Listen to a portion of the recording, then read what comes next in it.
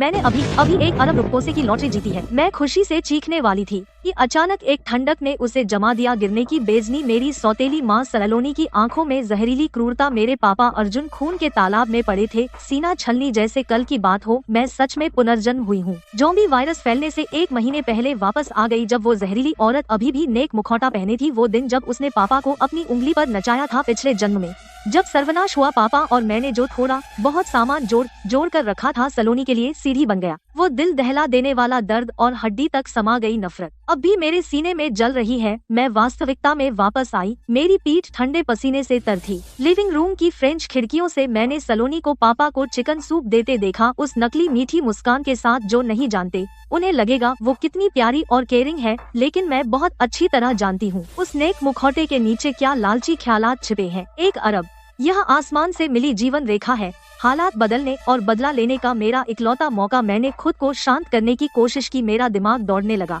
पिछले जन्म में चाहे हम मोहल्ले में छुपे हों या पहाड़ों में, आखिर में हम कहीं नहीं बच पाए। जमीन अब सुरक्षित जगह नहीं रही। इकलौता रास्ता समंदर है। मुझे एक सुपरयाट खरीदनी है और उसे एक ऐसे समुद्री किले में बदलना है जो हमला कर सके, बचाव कर सके और सामान जमा कर सके, ताकि पापा और मेरी रक्षा हो सके। इस दुनिया में मेरे भरोसेमंद लोगों की गिनती उंगलियों पर है। पापा के पुराने साथी मोहित और उनके बेटे करण ही मेरे इकलौते विकल्प हैं। करण मेरा बचपन का दोस्त है, बचपन से वो हमेशा मेरी बात मानता आया है। और मोहित और पापा जान से प्यारे भाई हैं, पक्के। मेरे हाथ कांप रहे थे। मैंने करण का नंबर डायल किया। मैं इतनी तेज बोल रही थी कि मैं लगभग थरथरा रही थी। मैंने सब कुछ बता दिया, पुनर्जन्म, सर्वनाश, सलोनी की साजिश, और जोर देकर कहा कि वो और मोहित तुरंत मिले, क्योंकि यह हम सबकी जान का सवाल है। और मैंने फोन काट दिया और मैंने लॉटरी जीतने का सर्टिफिकेट फाड़ दिया।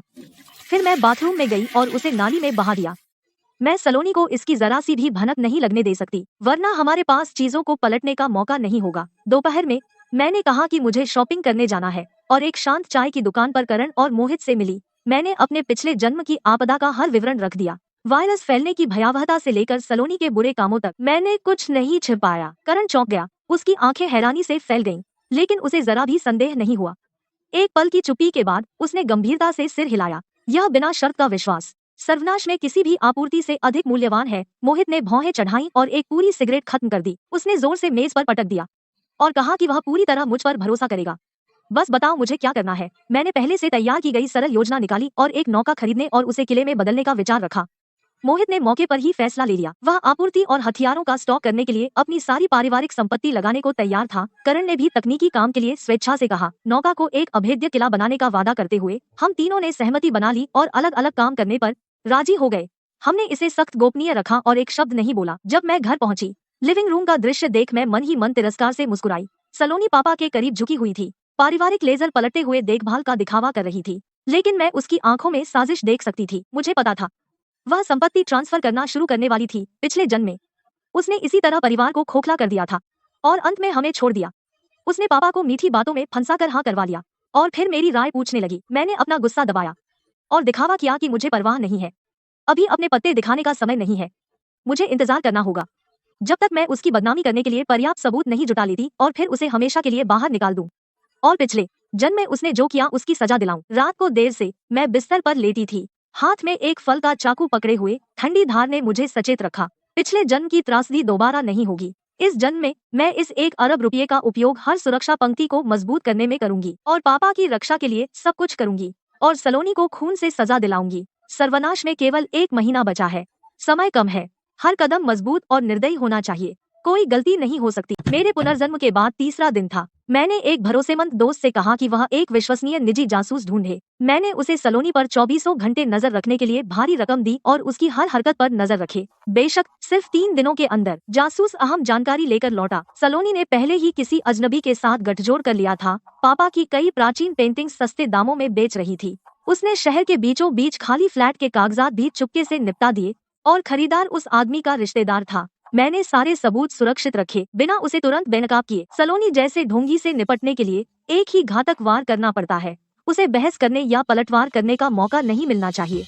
रात के खाने पर मैंने अचानक एक सनक दिखाई और पापा से सुझाव दिया कि हम अपनी सारी संपत्ति निकाल लें, एक यार्ड खरीदकर दुनिया की सैर करें। मुझे पता था यह प्रस्ताव सलोनी को जरूर भड़काएगा। जैसी उम्मीद थी, सलोनी की आंखें तुरंत चमक उठीं। उसने चॉपस्टिक्स नीचे रखी और हाँ में हाँ मिलाई। मैं उस उत्साह के पीछे की साजिश को साफ देख सकती थी। उसे सच में दुनिया घूमने का मन नहीं था, बस और ज्यादा संपत्ति हड़पना चाहती थी। पापा मेरे अचानक आए इस विचार से थोड़ा हैरान हुए, लेकिन हम दोनों की मिलीजुली कोशिशों से आखिरकार वह मान गए। उन्होंने संपत्तियों की एक सूची बनानी भी शुरू कर दी। पापा को इस तरह अंधेरे में रखा देख मुझे गुस्सा भी आया और दुख भी हुआ। मैंने चुपचाप कसम खाई कि चीजों को और तेज करूंगी। मैं सलोनी की साजिश को कामयाब नहीं होने दे सकती थी। इस बीच करण ने भी तरक्की की थी। उसने 3 सुपरयाट्स तक सीमित कर दिया जो हमारी जरूरतों के मुताबिक थीं। वह मोहित और मुझे बंदरगाह ले गया उन्हें देखने। पहली 2 बहुत छोटी थीं, उनमें काफी सप्लाई स्टोर नहीं हो सकती थी या उनके हल मजबूत नहीं थे। वे ज़ॉम्बी हमलों का सामना नहीं कर सकती थीं। हमने बिना सोचे उन्हें ठुकरा दिया। फिर हमने तीसरी 5 डेक वाली यार्ड देखी। हम तीनों ही प्रभावित हुए। हमें तुरंत पसंद आ गई। यार्ड का हल चौड़ा था, नीचे काफी स्टोरेज स्पेस के साथ हमारे सारे सप्लाई के लिए काफी था। ऊपरी डेक बहुत बड़ा था और यह डिफेंस और निगरानी प्लेटफॉर्म के रूप में भी काम कर सकता था। इसके अलावा हल हाई स्ट्रेंथ स्टील का बना था। यह हमारी उम्मीद से कहीं बेहतर था। यह समुद्री किले में बदलने के लिए एकदम सही थी। करण ने हल पर टकटक किया, अच्छी तरह जांचा और हमें हरी झंडी दे दी।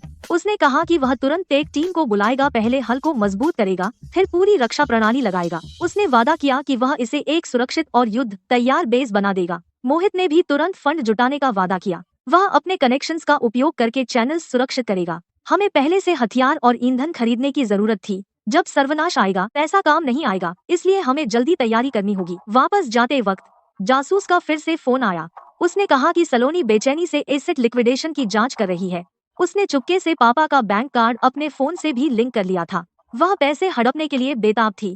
मेरे होठों पर एक ठंडी मुस्कान तैर गई। मछली ने चारा खा लिया था, अब बस उसे खींचने का इंतजार है। लेकिन बाहर अंधेरे आसमान को देखते हुए मुझे एक बेचैनी का एहसास नहीं हट पा रहा था। सर्वनाश में बस 20 दिन से कुछ ज्यादा बचे थे। यार्ड का रूपांतरण, सप्लाई लाना, सबूत इकट्ठा करना, सब कुछ अत्यावश्यक था। क्या हम सच में प्रकोप से पहले सब कुछ कर पाएंगे? मैंने सोचने की हिम्मत नहीं की।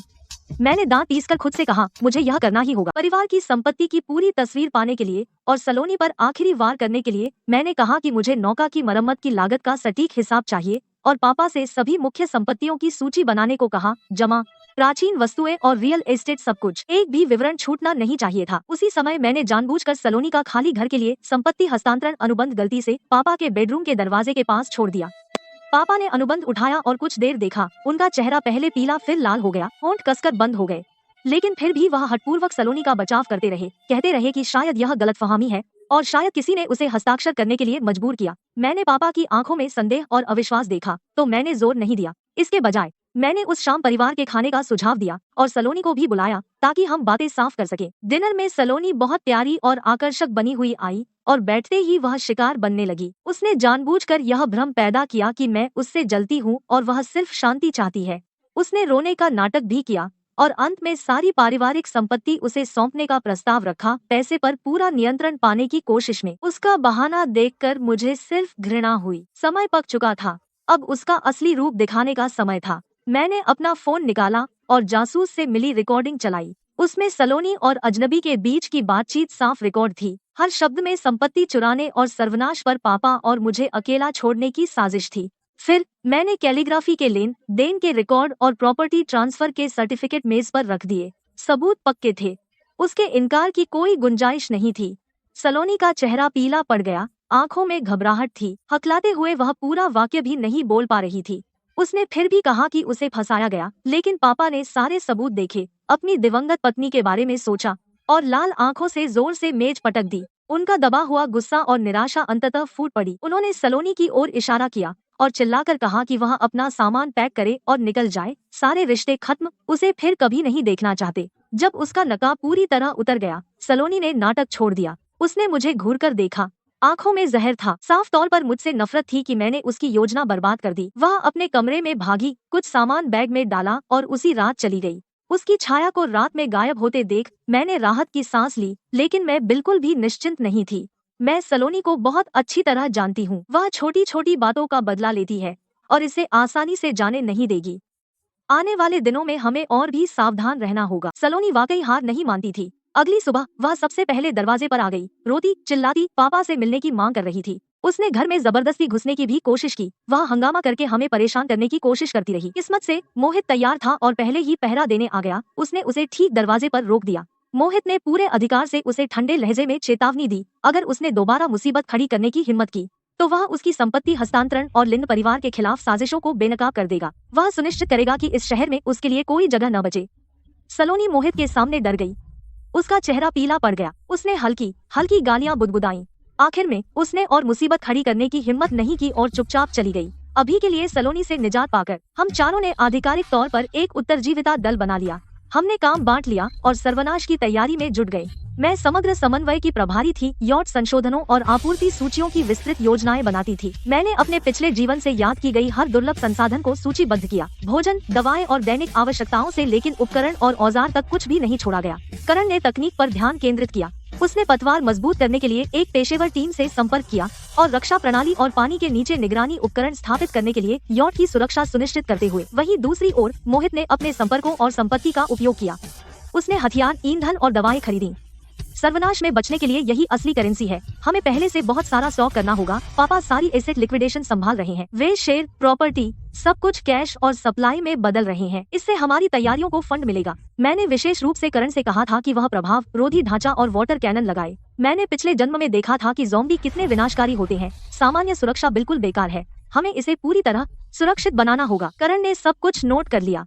उसने यह भी कहा कि वह इंफ्रारेड अलार्म और पैनोरामिक निगरानी लगाएगा। इससे यॉट अभेद्य हो जाएगी तो हमें सुरक्षा की चिंता नहीं करनी पड़ेगी।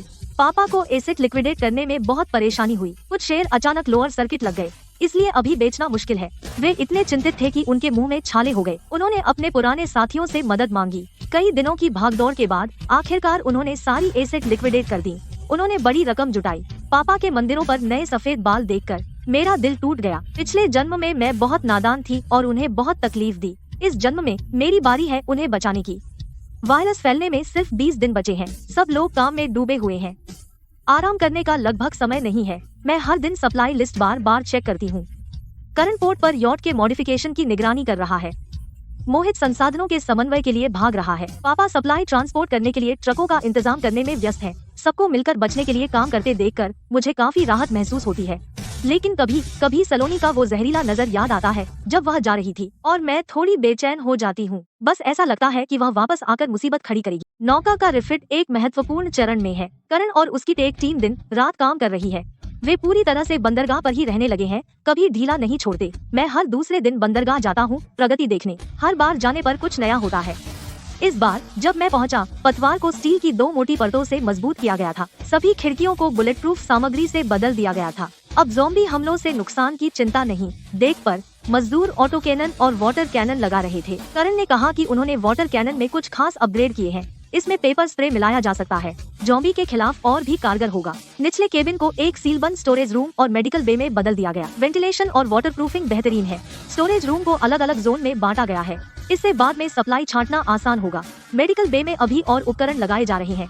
बुनियादी डायग्नोस्टिक टूल्स और प्राथमिक चिकित्सा सामग्री पहले से मौजूद है। सर्वनाश में होने वाली सामान्य चोट खरोंच के लिए काफी है। मोहित की तैयारी भी अच्छी चल रही है। उन्होंने खास जरियों से बहुत सारे हथियार, गोला बारूद और दंगा उपकरण लाए हैं। उन्होंने 1 साल से ज्यादा के लिए डीजल और पेट्रोल भी स्टॉक किया है। अभी ये सब बंदरगाह के एक गुप्त गोदाम में रखा गया है। रक्षक दल की सुरक्षा में पापा ने कई सप्लायरों से संपर्क किया। उन्होंने कंप्रेस्ड बिस्कुट, डिब्बाबंद सामान, चावल, आटा, तेल और अन्य जरूरी चीजें थोक में खरीदी और तरह तरह के मसाले। गोदाम ठसाठस भर गया। बस देखकर ही मन को सुकून मिलता है।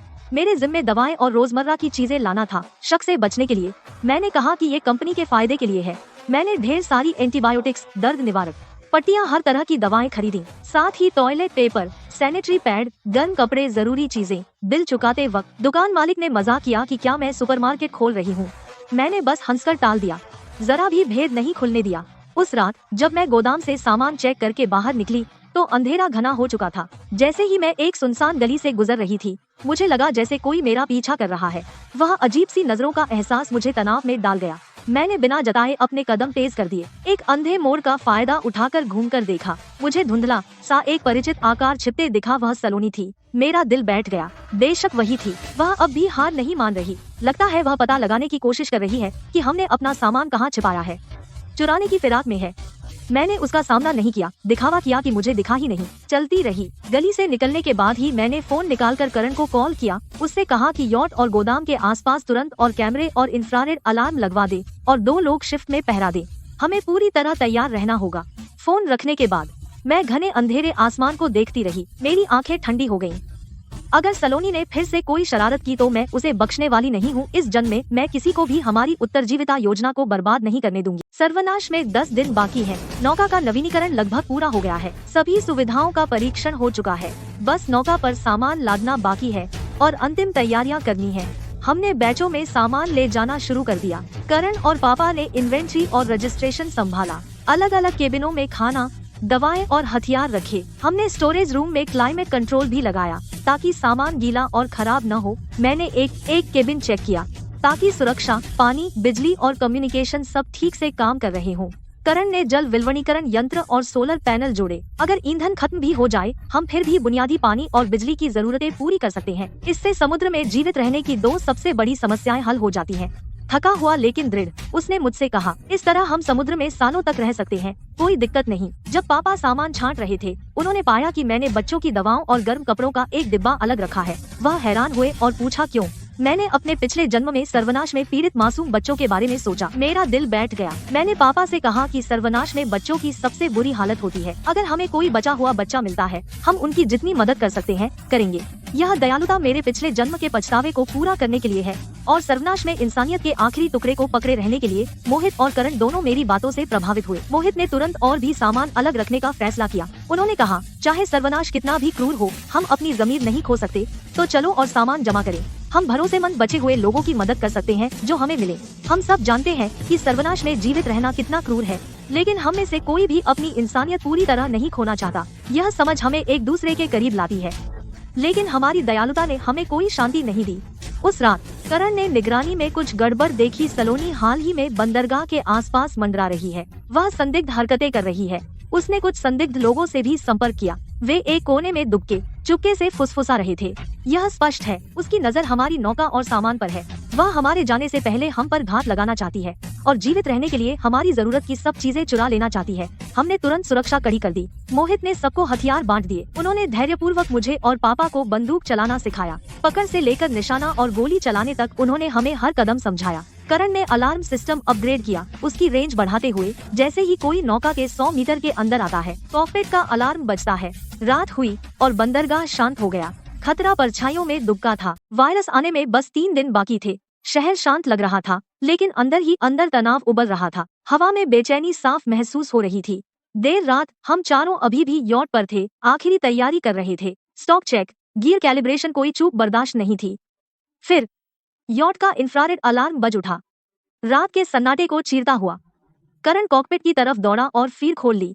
स्क्रीन ने साफ दिखाया, सलोनी 4 बड़े बड़े आदमियों को ले जा रही थी जो बंदरगाह की बाड़ पर चुपके से चढ़ रहे थे, सीधे यॉट की तरफ बढ़ रहे थे। उन सबके पास क्रोबार या कुछ और था। वे कुछ बुरी साजिश कर रहे थे, लेकिन हम तैयार थे। मोहित ने अपनी बंदूक पकड़ी, बाज जैसी आंखों से, तैयार और लोडेड। पापा और मैं केबिन के दरवाजे पर छिप गए, हथियार कसे हुए। हमने सांस रोक ली, इंतजार करते हुए। करण कॉकपिट में रुका, रक्षा प्रणाली दबाने को तैयार। जल्द ही भारी कदमों की आवाज गूंजी। क्रोबार वाले आदमी ने हैच को खोलने की कोशिश की। वह जोर से हिल गया। जैसे ही वे अंदर घुसने वाले थे, मोहित पहले बाहर निकला। अपनी पुरानी स्पेशल फोर्सेस की ट्रेनिंग का इस्तेमाल करते हुए उसने सेकंडों में उनमें से 2 को ढेर कर दिया। पापा भी पीछे नहीं हटे, अपनी आर्मी ट्रेनिंग का इस्तेमाल करते हुए उनमें से एक से भिड़ गए। सलोनी ने देखा कि मामला बिगड़ गया, समझ गई कि प्लान फेल हो गया। वह पलटी और भागने की कोशिश की, लेकिन मैंने पहले ही स्टर्न पर घात लगा रखा था। उसका रास्ता रोकते हुए पीली और कांपती हुई वह फिर भी ब्लफ करने और धमकियां देने लगी। डर और जहर उसकी आंखों में भरा हुआ था। मैंने बस उसे देखा, कुछ नहीं। अपनी पिछली जिंदगी में उसने मेरे और पापा के साथ जो किया वह इससे 100 गुना ज्यादा खूंखार था। मैंने उसे ठंडे लहजे में चेतावनी दी, अगर उसने और मुसीबत खड़ी की, मैं उसे पुलिस के हवाले कर दूंगी और हर चीज की सजा दिलवाऊंगी। सलोनी को पता था कि मैं सच कह रही हूँ। डर के मारे उसके होश उड़ गए, एक पल भी रुकने की हिम्मत नहीं हुई। वह जल्दी से बंदरगाह से बाहर भागी। बचे हुए 2 ने अपने साथियों को भागते देखा और उनकी हिम्मत टूट गई। मोहित ने उन्हें जल्दी से ढेर कर दिया। हमने बंदरगाह सुरक्षा को बुलाया और उन्हें सौंप दिया। संकट खत्म। उसके बाद हमने कड़ी सुरक्षा बढ़ा दी। हमने रात भर में यॉट को सबसे छिपी हुई जगह पर ले गए, सारी लाइटें बुफा दी और समुद्र में जाने का इंतजार करने लगे। शहर की शांति के नीचे सर्वनाश की छाया करीब आ रही थी। अगली सुबह टीवी न्यूज ने कुछ परेशान करने वाली खबर दी। कई जगहों पर अज्ञात हमले हुए। पीड़ित बेहद आक्रामक हो गए और जिसे भी उन्होंने काटा उसमें वही लक्षण दिखे। रिपोर्ट अस्पष्ट थी, जनता को शांत रखने की कोशिश में, लेकिन मुझे पक्का पता था कि ज़ोंबी वायरस फैलना शुरू हो चुका था। सर्वनाश की उलटी गिनती अपने अंतिम चरण में थी। मैंने तुरंत मोहित, करण और पापा को फोन किया, उन्हें सब कुछ छोड़ने को कहा और बंदरगाह पर नौका पर चढ़ने को कहा। समय बर्बाद करने का वक्त नहीं था। जैसे ही पापा नौका पर चढ़े, डेक पर खड़े होकर परिचित शहर की क्षितिज रेखा को देखते हुए उनकी आंखें जटिल थीं, अनिच्छा से भरी। यह वह जगह थी जहां उन्होंने अपनी पूरी जिंदगी बिताई थी, बहुत सारी यादों के साथ। अब उन्हें अपनी जान बचाने के लिए भागना था। उन्हें सलोनी से मुक्त होने की राहत, अपनी जन्मभूमि से लगाव और आने वाली आपदा की चिंता महसूस हुई। मोहित ने पापा के कंधे पर हाथ रखा और आंखों से उन्हें हिम्मत दी, कहा कि जब तक जीवित है उम्मीद है और सर्वनाश खत्म होने पर वे साथ लौटेंगे। जबकि करण ने नौका के सभी उपकरणों की अंतिम जांच की, इंजन, रक्षा प्रणाली और संचार सब ठीक पाए। उन्होंने मुझे एक पिस्तौल दी और इसका उपयोग करना सिखाया, इस बात पर जोर देते हुए कि मैं सुरक्षा के लिए इसे हर समय अपने पास रखूं। जबकि अभी पूरी तरह अंधेरा नहीं हुआ था, मोहित ने मुझे और पापा को डेक पर ही गोली चलाना सिखाया। सर्वनाश से बचने के लिए यह एक जरूरी कौशल था। वह बार बार कह रहे थे कि ज़ॉम्बी से निपटते समय सिर पर निशाना लगाना होगा, दिमाग को नष्ट करके ही उन्हें हमेशा के लिए रोका जा सकता है। जब तक बेहद जरूरी न हो, लापरवाही से गोली मत चलाना। गोलियों की आवाज ज़ॉम्बी को आकर्षित करेगी और हमें घातक खतरे में डाल देगी। पापा और मैंने बार बार अभ्यास किया जब तक हमें समझ नहीं आ गया और फिर आराम किया। रात हुई और शहर अफरा तफरी में बदल गया। दूर से दहाड़ और चीखें गूंज रही थीं, एक के बाद एक, सामान्य शांति को भंग करते हुए। बंदरगाह पर भी ज़ॉम्बी दिखने लगे। उनकी हरकतें अकड़ी हुई थीं, लोगों की ओर लड़खड़ाते हुए एक भयावह दृश्य। बिना किसी हिचकिचाहट के मैंने जहाज चलाने का आदेश दिया। करण ने इंजन चालू किया और नौका धीरे धीरे बंदरगाह से दूर हट गई, गहरे समुद्र की ओर बढ़ते हुए। जैसे जैसे शहर की क्षितिज रेखा धुंधली हुई, मुझे पता था कि हम फिलहाल खतरे से बच गए हैं। हम सबने राहत की सांस ली। जैसे ही यॉट बंदरगाह से निकली, हम डेक पर गिर पड़े। किसी ने नहीं बोला। हवा भारी थी। शहर को गायब होते देखते हुए मेरी भावनाएं मिश्रित थीं। उस जगह ने हमारी हंसी, हमारी यादें संजोई थीं, लेकिन अब वह एक जीवित नरक बन गई थी, ज़ॉम्बियों द्वारा तबाह। मैं रेलिंग पर झुक गई और करण से पूर्वी जल की ओर जाने को कहा। अपने पिछले जीवन में मैंने सुना था पूर्वी जल में अधिक आपूर्ति थी और कम ज़ॉम्बी। सर्वनाश में एक अपेक्षाकृत सुरक्षित क्षेत्र। हमारी यात्रा के बीच में हमने दूर से मदद की चीखें सुनी, बेबस तत्काल आवाजें। हमने आवाज की ओर देखा और बचे हुए लोगों से भरी एक छोटी नाव देखी। वे अपनी बाहें हिला रहे थे, हमारी मदद की भीख मांग रहे थे। उनके चेहरों पर डर और निराशा लिखी थी। नरम दिल पापा ने यह देखा और तुरंत कहा, यॉट रोको, उन्हें चढ़ने दो, कहते हुए वे जाने हैं और हम उन्हें नजरअंदाज नहीं कर सकते। लेकिन मैंने पापा को रोका, अंदर ही अंदर लाचार महसूस करते हुए। मैंने उनसे कहा कि जगह सीमित है और हम इतने सारे नहीं ले जा सकते, और इससे भी महत्वपूर्ण बात, हम नहीं जानते कि कोई संक्रमित है या नहीं। तो क्या होगा अगर उनमें कोई ज़ॉम्बी है? हम सब खतरे में होंगे। और मेरे पिछले जीवन के अनगिनत खूनी सबक ने हमें सिखाया कि सर्वनाश में आप अजनबियों पर भरोसा नहीं कर सकते। मोहित ने सहमति जताई, कहते हुए कि जीवित रहना क्रूर है और हमें पहले अपनी सुरक्षा सुनिश्चित करनी होगी, किसी और चीज से पहले। पापा ने बहस की और उन्हें बचाने पर जोर दिया, लेकिन तभी छोटी नाव से एक अफरा तफरी भरी चीख आई। हमने देखा एक बचा हुआ आदमी अचानक भड़क गया, अपने बगल वाले व्यक्ति को बेतहाशा काट रहा था, स्पष्ट रूप से संक्रमित ज़ॉम्बी बन गया। छोटी नाव पर तुरंत अफरा तफरी मच गई। कुछ डर के मारे समुद्र में धकेल दिए गए, जबकि अन्य ने जवाबी कार्रवाई की, लेकिन काट लिए गए। पूरी तरह से गड़बड़।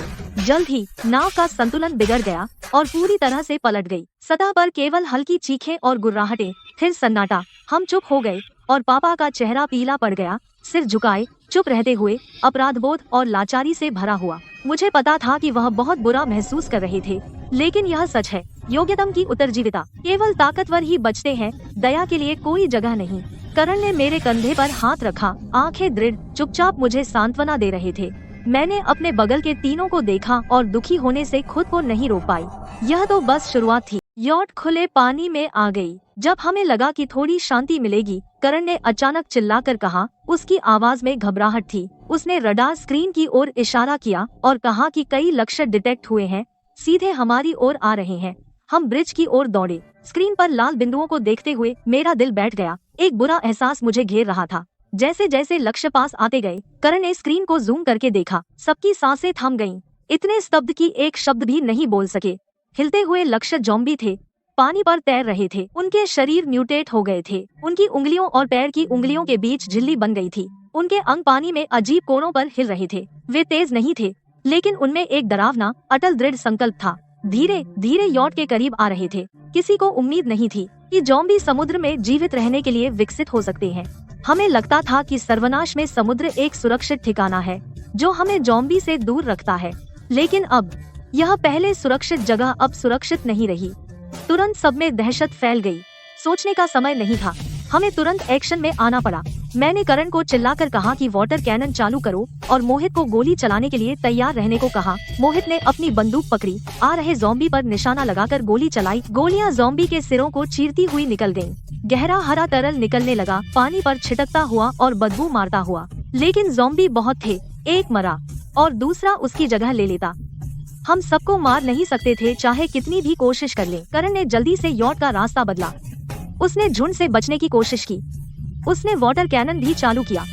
एक ताकतवर पानी की धार ज़ॉम्बी की ओर छूटी, जिससे कई उड़ गए। कुछ देर के लिए उनकी रफ्तार धीमी हो गई। मैंने पापा से रेलिंग मजबूत करने में मदद मांगी और सुरक्षा की जांच करने को कहा। मैंने एक लोहे की रॉड पकड़ी। मैं डेक के किनारे खड़ी हो गई ताकि ज़ॉम्बी जहाज पर न चढ़ें। कुछ ज़ॉम्बी लहरों का फायदा उठाकर पतवार पर चढ़ गए। उन्होंने अपने नुकीले पंजों से डेक को खरोंचा। एक चीख जैसी आवाज आई जिससे हमारी रूह कांप गई। करण और मैं मिलकर काम कर रहे थे जैसे कोई सुनियोजित मशीन। उसने चाकू से एक ज़ॉम्बी का हाथ काट दिया।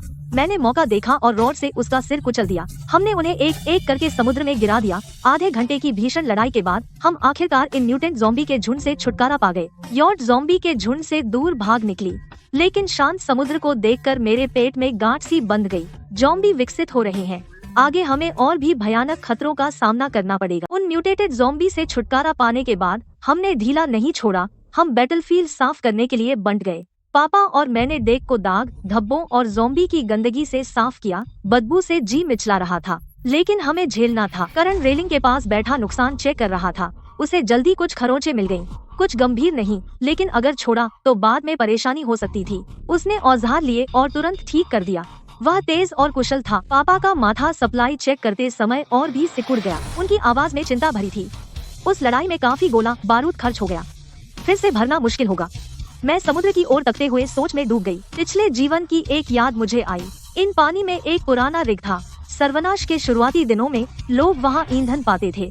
मैंने तुरंत सबको इसके बारे में बताया। मैंने सुझाव दिया कि हम उसे देखने जाएं। शायद हमें कुछ ईंधन और दूसरी सप्लाई मिल जाए। मोहित ने तुरंत हाँ कर दी। उसने रिग पर रास्ता दिखाने की पेशकश की। आखिरकार वह पूर्व स्पेशल फोर्सेस का आदमी है। आपात स्थिति में वह बेहतर है। यॉट तेजी से रिग तक गई और वहाँ पहुंचकर मोहित और करण ने प्रोटेक्टिव गियर पहना, हथियारों से लैस। वे रिग की जांच करने के लिए उस पर चढ़ गए। पापा और मैं यॉट पर निगरानी में रहे। हम रिग को ध्यान से देख रहे थे। लगभग 10 मिनट बाद मोहित की आवाज रेडियो पर आई। उसने कहा कि रिग पर अभी भी ईंधन है, लेकिन अंदर कुछ ज़ॉम्बी है। मेरा दिल बैठ गया। सौभाग्य से हमने जल्द ही गोलियों की आवाज सुनी। फिर करण की आवाज आई, बताते हुए कि वे सुरक्षित हैं। उन्होंने मिलकर ज़ॉम्बी को साफ किया। उन्होंने ईंधन को लाए हुए कंटेनरों में भरा और वापस यॉट पर ले आए। हैरानी की बात, उन्हें स्टोरेज रूम में एक्सपायरी न हुई कंप्रेस्ड बिस्कुट के बक्से भी मिले। यह अच्छा बोनस था। ईंधन और सप्लाई भरी हुई देखकर हमने थोड़ी राहत महसूस की। कम से कम अभी ईंधन खत्म नहीं होगा, लेकिन गोला बारूद की कमी को जल्दी ठीक करना था। नौका अपने रास्ते पर चलती रही। समुद्र शांत लग रहा था, लेकिन खतरा नीचे छिपा हुआ था। अचानक पतवार पर भारी धमाकों की एक श्रृंखला हुई। कंपन और तेज हो गया। मैं जांचने के लिए डेक पर दौड़ी। काले रंग की मछलियों का एक झुंड नाव को टक्कर मार रहा था। कुछ जहरीली मछलियां तो डेक पर भी कूद गयी। जहाँ कहीं वे छूटी वहाँ तुरंत छोटे छेद हो जाते। एक तीखी गंध हवा में भर गई। मैंने उन्हें तुरंत पहचान लिया। वे वायरस से दूषित उत्परिवर्तित मछलियां थीं, बेहद जहरीली।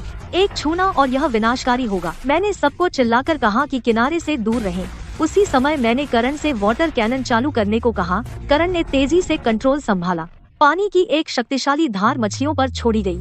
उन्हें भगाने की कोशिश में मोहित ने हमारे तैयार किए गए मोलोटोव कॉकटेल पकड़ लिए। एक जलाकर झुंड में फेंक दिया। पानी पर आग भड़क उठी, जिससे ढेरों जहरीली मछलियां मर गईं। मरी हुई मछलियों की एक परत सतह पर तैर रही थी। अफरा तफरी में एक भटकी हुई जहरीली मछली पापा के पैर के ठीक बगल में कूदी। इसने उनकी बाह को रगड़ दिया। घाव तुरंत लाल काला हो गया। जहर साफ फैल रहा था। मेरा दिल बैठ गया, दिमाग खाली हो गया। घबराहट से लड़ते हुए मैंने पापा को खींच लिया। उनके घाव के इलाज के लिए दवाएं निकाली।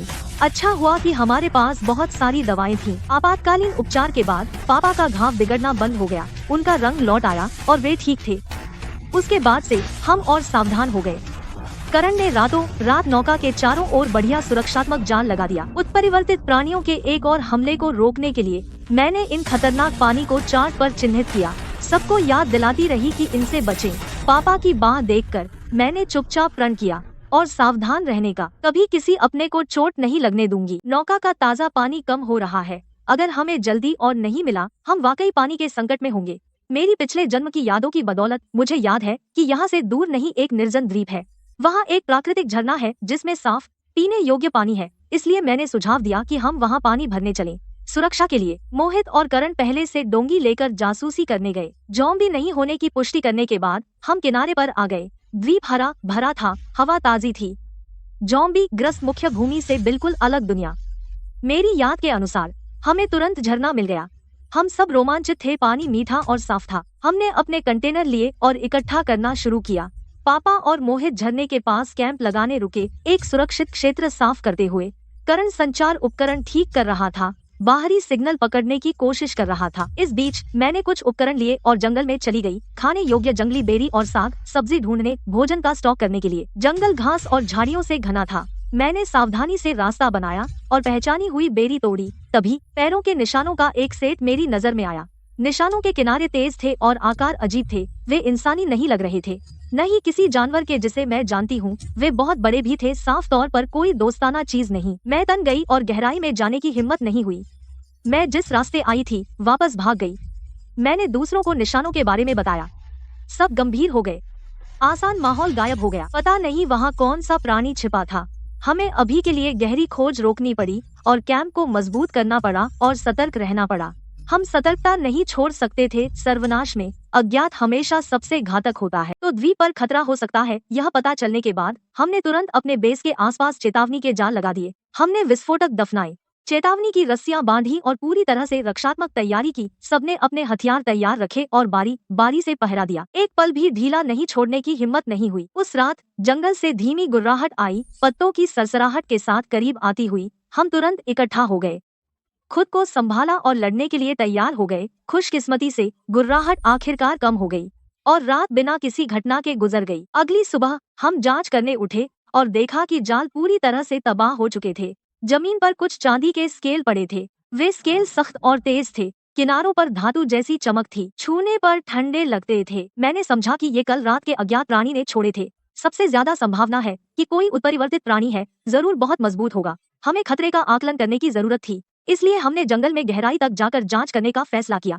जंगल की गहरी झाड़ियों को चीरते हुए अंत में हमारी नजर उन पर पड़ी। विशाल स्केल वाले जीवों का एक झुंड, चांदी के स्केलों से ढके छिपकली जैसे सिर। उन्होंने हमें तीखी भेदी नजरों से घूरा।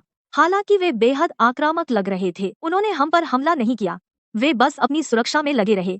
यह देखकर मोहित ने स्वाभाविक रूप से उन्हें भगाने के लिए बंदूक उठाई। मैंने उसे तुरंत रोका। मैंने देखा कि स्केल वाले जीवों पर स्पष्ट घाव थे, जिन पर वायरल संक्रमण के निशान अब भी दिख रहे थे।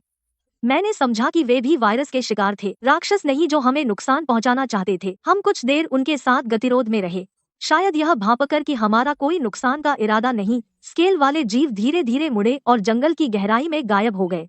हमने फिलहाल राहत की सांस ली, लेकिन हम जानते थे कि द्वीप सुरक्षित नहीं था। स्केल वाले जीव जिधर गए उधर देखते हुए मुझे अचानक एक आइडिया आया। एक दूसरे से सावधान रहने के बजाय क्यों न उनके साथ सहजीवी रिश्ता बनाने की कोशिश करें। इस प्रलय में ज्यादा मदद का मतलब बेहतर मौके।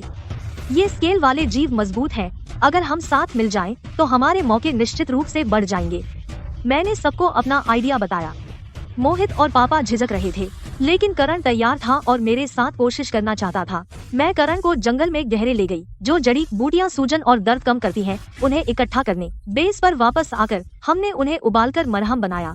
फिर हम मरहम लेकर वापस जंगल गए और उन स्केल वाले जीवों को पाया। पहले तो वे बहुत सावधान थे, हमें देखते ही पीछे हट रहे थे। मैंने धीरे से मरहम नीचे रखा ताकि दिखा सकूं कि हम खतरा नहीं है। बहुत देर बाद सबसे ज्यादा घायल एक सावधानी से पास आया और मरहम को थूंगा। उसे लगा कि इसमें उपचार का असर है और उसने झिझकते हुए अपना घाव उस पर रगड़ा। जब मरहम लग गया, वह साफ तौर पर आराम महसूस करने लगा और उसकी आंखों से सावधानी गायब हो गई। यह देखकर बाकी भी पास आ गए, हमें मरहम लगाने दे रहे थे। कुछ दिनों बाद स्केल वाले जीवों ने धीरे धीरे अपनी सावधानी छोड़ दी और हमारे लिए ताजी गहरे समुद्र की मछलियां लाने लगे। मैं नियमित रूप से उन्हें अनाज के टुकड़े खिलाती थी और धीरे धीरे हमने विश्वास बनाया। इस बीच करण ने कुछ संचार उपकरण भी ठीक किए और गलती से एक कमजोर सिग्नल पकड़ लिया। सिग्नल में मुख्य भूमि पर कई सुरक्षित क्षेत्रों का जिक्र था, लेकिन सटीक स्थान और शर्तें स्पष्ट नहीं थीं। जब पापा और मोहित को पता चला, वे और भी अधिक मुख्य भूमि पर वापस जाने को तरस गए। उन्होंने अकेले में बात की और मुख्य भूमि की जांच के लिए अतिरिक्त स्पीड बोट ले जाने की योजना बनाई, बचे हुए लोगों और आपूर्ति की तलाश में। पापा और मोहित ने करण और मुझे बताया कि वे मेनलैंड जाकर स्काउट करने का सोच रहे हैं। मैंने तुरंत इसका विरोध किया। मेनलैंड अब ज़ॉम्बी से भरा है, यह बहुत खतरनाक है और वह सिग्नल भी साफ नहीं था। हमें यकीन भी नहीं कि सेफ जोन असली है। वहाँ बिना सोचे समझे जाना आत्महत्या होगी। मैं उन्हें अपनी जान जोखिम में नहीं डालने दे सकती। लेकिन मोहित तस से मस नहीं हुआ। उसने कहा कि वह और पापा दोनों वेटरन हैं। ऐसे समय में बचे हुए लोगों को ढूंढना उनका कर्तव्य है और वे अपनों का हाल भी जानना चाहते हैं। अगर उन्हें कोई सेफ जोन मिल जाए तो न सिर्फ उनके पास बेहतर जगह होगी, बल्कि हम सब समंदर में भटकना बंद कर सकेंगे और एक पक्का ठिकाना मिल जाएगा। मोहित और मेरी बहस हुई, कोई पीछे नहीं हटा। माहौल काफी तनावपूर्ण था। पापा बीच में फंस गए, दुविधा में। वे मेरी चिंता समझते थे, लेकिन वे मोहित की बात भी मानते थे। तभी करण ने एक समझौता सुझाया। पापा और मोहित एक छोटी नाव लेकर पास के तट पर जासूसी करें, अंदरूनी इलाके से दूर रहें, सिर्फ तट के किनारे रहें। करण और मैं द्वीप पर रहेंगे, बेस पर नजर रखेंगे और बख्तरबंद जीवों की देखभाल करेंगे। हर दिन सैटेलाइट फोन से संपर्क करें। अगर खतरा हो तो तुरंत द्वीप पर वापस आ जाएं। मुझे अब भी चिंता थी, लेकिन मैं समझ गई कि पापा और मोहित ऐसा क्यों चाहते थे। मुझे पता था कि उन्होंने मन बना लिया था। बहस बेकार थी तो मैंने अनिच्छा से हाँ कहा। उसके बाद मैंने जल्दी से उनके लिए पर्याप्त सप्लाई, हथियार और दवाएं पैक की। मैंने उन्हें हर संभावित खतरे के बारे में आगाह किया। मैं उन्हें बार बार सावधान रहने को कहती रही। अगर कुछ भी गलत हो वापस आ जाना, हीरो मत बनना। अगले दिन सुबह ठीक सवेरे पापा और मोहित डिंगी में निकल पड़े मेनलैंड कोस्ट की तरफ।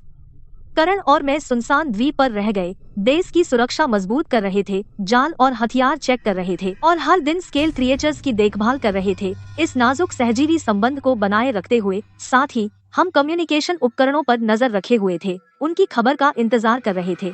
लेकिन उनके जाने के दूसरे दिन सैटेलाइट फोन का संपर्क अचानक टूट गया। करण ने जितनी भी कोशिश की, सिग्नल वापस नहीं आया। मैं डर गई थी। अनगिनत बुरे अंदाजे मेरे दिमाग में आ रहे थे। मुझे डर था कि ज़ॉम्बीज ने उन पर हमला कर दिया होगा या फिर किसी और म्यूटेंट से सामना हुआ होगा। करण मुझे शांत करने की कोशिश करता रहा, बोलता रहा कि शायद इंटरफेरेंस है। उसने कहा कि इसके बारे में ज्यादा मत सोचो, लेकिन मेरी चिंता कम नहीं हुई। मैं कम्युनिकेशन को घूरती रह गई, दुआ कर रही थी कि सिग्नल वापस आए। जब हम कम्युनिकेशन बंद होने पर परेशान हो रहे थे, अचानक किनारे पर कुछ हलचल हुई। दूर से जोरदार छपाके की आवाज नजदीक आती गई। हम तेजी से समुद्र तट पर जाकर देखने लगे। वायरस से संक्रमित म्यूटेटेड मछलियों का झुंड रेत पर उमड़ पड़ा, हमारे बेस की तरफ बढ़ रहा था, बिल्कुल उसी तरह जैसे पहले हमारी यॉट से टकराई जहरीली मछलियाँ। करण और मैंने हथियार उठाए और लड़ाई में शामिल हो गए। करण ने हमारे लगाए हुए फ्लेम ट्रैप को एक्टिवेट किया। तुरंत आग की लपटें उठी, कुछ मछलियों को रोक दिया। मैंने उन जहरीली मछलियों को निशाना बनाया जो आग पार कर बेस के पास आ गई थीं। एक कठिन लड़ाई के बाद आखिरकार हमने सारी मछलियां खत्म कर दी। हमने बेस बचा लिया, लेकिन कम्युनिकेशन अभी भी डाउन था। मुझे पापा और मोहित की और भी ज्यादा चिंता हो गई। मेरे अंदर का डर लगातार बढ़ता जा रहा था। कम्युनिकेशन बंद हुए 3 दिन हो गए। करण और मैं रोज समंदर के किनारे इंतजार करते हैं। हमारी नजरें मेनलैंड पर जमी है, उम्मीद करते हैं कि पापा और मोहित दिख जाएं। लेकिन समंदर अब भी शांत है, एक भी नाव नजर नहीं आती। इस बीच वो स्केल वाले जीव अचानक बेचैन हो गए, चिल्लाते हुए पूरे दिन मेनलैंड की ओर भागते रहे। उनकी आंखों में सतर्कता थी, जैसे वो किसी अनजान खतरे से आगाह कर रहे हों। उन्हें इतना अजीब देखकर मेरी बेचैनी और बढ़ गई। मुझे लगा कि मेनलैंड पर कुछ बड़ा हुआ है। पापा और मोहित शायद मुश्किल में हैं। मैं बैठकर इंतजार नहीं कर सकती थी। मैंने तुरंत फैसला किया कि करण बेस की रखवाली करे और स्केल वाले जीवों का ध्यान रखे, जबकि मैं नाव लेकर मेनलैंड के किनारे की टोह लूं। पापा और मोहित की तलाश में। करण इसके पूरी तरह खिलाफ था। उसने हर कीमत पर साथ आने की जिद की। उसने कहा कि वह मुझे अकेले नहीं जाने देगा, कि हमें साथ रहना चाहिए और एक दूसरे की रक्षा करनी चाहिए। हम कुछ देर बहस करते रहे और आखिरकार मान गए। कुछ सप्लाई और स्केल वाले जीवों को पीछे छोड़ दो, बेस की सुरक्षा व्यवस्था को लॉक कर दो। हम दोनों नाव लेकर मेनलैंड जाएंगे और साथ में पापा और मोहित को ढूंढेंगे। हम जल्द ही मेनलैंड के किनारे पहुंच गए। नजारा डरावना था। किनारा ज़ॉम्बीज से भरा हुआ था, इतना घना जहां तक नजर जाती थी। और भी डरावनी बात, कुछ ज़ॉम्बीज के पंख निकल आए थे। ऊपर चक्कर लगाते और चीखते हुए बचे हुए लोगों की तलाश में। हम पूरी सावधानी में थे। हमने नाव को एक छिपी जगह पर सावधानी से बांध दिया। हम मलबे के बीच से चलते रहे, अपनी जमीन की जानकारी के भरोसे। पापा और मोहित का कोई निशान ढूंढने की कोशिश करते रहे। करण और मैं ध्यान से खंडहरों से गुजर रहे हैं, हमेशा अपने आस पास ज़ॉम्बीज़ के लिए सतर्क रहते हुए, खास तौर पर उत्परिवर्तित उड़ने वाले ज़ॉम्बीज़ से। एक गलत कदम और हम पकड़े जाएंगे। जब हमारी खोज में कुछ नहीं मिला और चिंता बढ़ गई, तभी करण को अचानक एक जानी पहचानी चीज दिखी। मोहित की जैकेट एक ढही हुई दीवार के पास पड़ी हुई। मैं दौड़कर गया और जैकेट उठा ली, जो खून से सनी हुई थी। मेरा दिल बैठ गया जब मैंने कांपते हाथों से उसकी जांच की, लेकिन शुक्र है उसमें काटने के कोई साफ निशान नहीं थे। मैंने सोचा कि वे सिर्फ जख्मी है, संक्रमित नहीं, तो मैं थोड़ा ढीला हुआ। हमने खून के निशान का पीछा किया जो रुक रुक कर आ रहे थे, हमें एक बंद गोदाम के पियर की ओर ले जाते हुए। गोदाम के पास पहुंचने के बाद हमने अंदर हल्की सांसें सुनी और बाहर ज़ॉम्बीज़ की कराह और घूमने की आवाजें। हम चुपचाप पिछले दरवाजे की ओर घूम गए, ध्यान से उसे खोला और वाकई पापा और मोहित को देखा। पता चला कि तट पर पहुंचने के बाद उन पर जल्दी ही उत्परिवर्तित ज़ॉम्बीज़ ने हमला कर दिया। पापा को बचाने में मोहित घायल हो गया, जिससे वे इस गोदाम में छिपने को मजबूर हो गए। अफरा तफरी में उनका संचार उपकरण खराब हो गया, जिससे वे हमसे संपर्क नहीं कर पाए। मैंने तुरंत दरवाजा खोला और उन्हें छिपने को कहा, जबकि करण और मैंने बाहर के ज़ॉम्बीज़ को खत्म किया। अंदर आकर मैंने दवाएं ली और मोहित के घावों का इलाज किया, जो बहुत बुरे थे, लेकिन सौभाग्य से जानलेवा नहीं, जिसमें कोई काटने का निशान नहीं था। करण ने संचार उपकरण ठीक करने में लग गया, सिग्नल बहाल करने की कोशिश करते हुए बाहर से संपर्क करने के लिए, और साथ ही गोदाम की जांच भी करता रहा। बाहर ज़ॉम्बीज़ की कराहें पास आती गईं, साफ तौर पर हमारी मौजूदगी भांपकर, जिससे तुरंत निकलना जरूरी हो गया। तभी पापा ने अपनी जेब से एक मुड़ा हुआ नक्शा निकाला और बताया कि उन्हें यह गोदाम में मिला। इसमें एक अंतर्देशीय सैन्य अड्डा चिह्नित था, जहां कई बचे हुए लोग और आपूर्ति होने की अफवाह है, जो सुरक्षित क्षेत्र के लिए हमारा सबसे अच्छा विकल्प है। हमने जल्दी से सप्लाई पैक की और नक्शा रख दिया। रात के अंधेरे में हम गोदाम के पिछले दरवाजे से चुपके से निकल गए। हम नाव की ओर भागे जहां वह बंधी थी। रात अंधेरी थी, खंडहर ज़ॉम्बियों से भरे हुए थे, चारों तरफ से दहाड़े गूंज रही थीं। हम झुके रहे, भीड़ से बचने की कोशिश करते हुए, लेकिन हम फिर भी ज़ॉम्बियों के एक बड़े झुंड से जा टकराए। उनमें उड़ने वाले ज़ॉम्बी भी थे, वे ऊपर चक्कर लगा रहे थे, लगातार हमारा पीछा करते हुए। मोहित घायल था, लेकिन वह पीछे से कवर करने पर अड़ा रहा। उसने अपनी बंदूक कसकर पकड़ी और पीछा कर रहे ज़ॉम्बियों को सटीक निशाने से गिराया। हमें भागने का समय देने के लिए मैं सबसे आगे थी, सबको ज़ॉम्बियों से भरे इलाकों से बचने का निर्देश देते हुए और एक अपेक्षाकृत सुरक्षित रास्ता चुनते हुए। करण मोहित को संभालने में मदद कर रहा था, रफ्तार बढ़ाते हुए, एक पल भी रुकने की हिम्मत नहीं कर रहे थे। हम अभी नाव तक पहुंचने ही वाले थे कि एक उड़ने वाला ज़ॉम्बी अचानक आसमान से नीचे गोता लगाकर आया और अविश्वसनीय गति से मुझ पर झपटा। मेरे पास प्रतिक्रिया करने का समय नहीं था, मैंने बस सहज रूप से अपनी आंखें बंद कर ली। तभी करण ने बिना किसी विचार के खुद को मेरे सामने फेंक दिया। ज़ॉम्बी ने उसके बाजू पर गहरा घाव कर दिया और एक गहरे हरे रंग का तरल पदार्थ उसके घाव पर लग गया। मेरा दिल बैठ गया, गुस्सा और चिंता मिश्रित थी। मैंने तुरंत अपनी बंदूक उठाई और एक ही गोली से ज़ॉम्बी का सिर उड़ा दिया। फिर हमने मोहित की मदद की। घायल करण को घसीटते हुए बेताबी से नाव पर चढ़ गए। करण ने दर्द सहते हुए इंजन चालू किया। नाव तेजी से किनारे से दूर हो गई, सुनसान द्वीप की ओर बढ़ती हुई। द्वीप पर लौटकर मैंने तुरंत एंटीडोट और सूजन रोधी दवाएं निकाली।